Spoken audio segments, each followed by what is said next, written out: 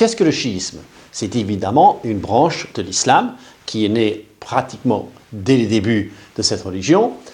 Cela regroupe un gros dixième de la population musulmane du monde et presque tous les chiites se situent entre Istanbul et l'Inde. On va faire le décompte parce qu'il y a des pays où ils sont majoritaires et des pays où ils sont minoritaires mais très nombreux. Le cœur, évidemment, c'est l'Iran à 90%. C'est l'endroit qui a toujours été chiite. Ensuite, nous avons l'Irak, 60% chiite, les chiites qui étaient très brimés sous Saddam Hussein.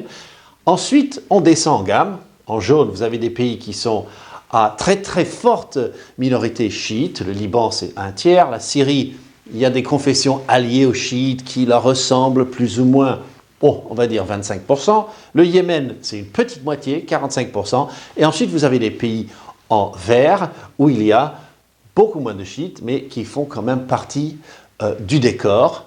Et puis, n'oublions pas l'Azerbaïdjan, à 80% chiite, mais c'est un pays totalement laïque où la religiosité est très faible.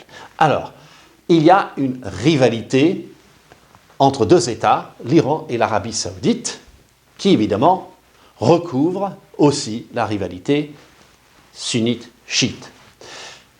Le monde politique chiite est en train de constituer une espèce d'arc entre l'Iran et l'Irak nouveau, et la Syrie de Bachar al-Assad, et le Liban, qui est toujours sous une espèce d'emprise du parti chiite, le Hezbollah. Il y a comme un continuum territorial qui compte énormément dans l'esprit des stratèges. Or, le problème, c'est qu'il y a Daesh au milieu qui casse cette continuité.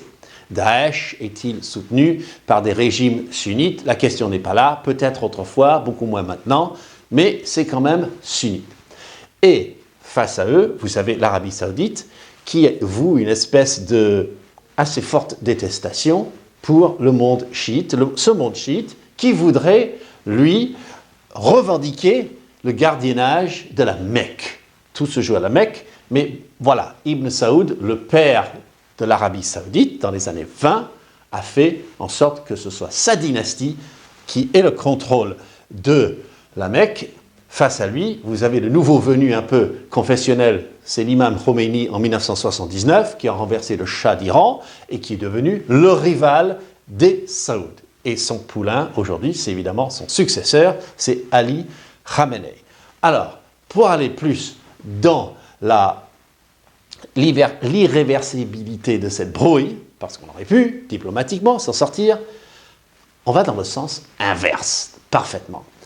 Le royaume d'Arabie Saoudite vient d'exécuter, le 2 janvier, son imam chiite le plus éminent, Nimr al-Nimr, qui, lui, était parfois séditieux dans la parole, mais on n'en était pas encore à la rébellion.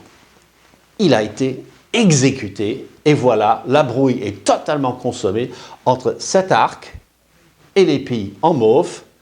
La France, où se situe-t-elle? Elle s'est rapprochée de l'Arabie Saoudite il y a déjà quelques années, essentiellement sous François Hollande, mais même sous Sarkozy. Et maintenant, elle se rapproche de l'Iran, dont le président Rouhani sera à Paris et restera pendant plus de 2 jours. Donc la France se retrouve véritablement coincée entre deux ennemis, et sa politique au Moyen-Orient relèvera de la quadrature du cercle.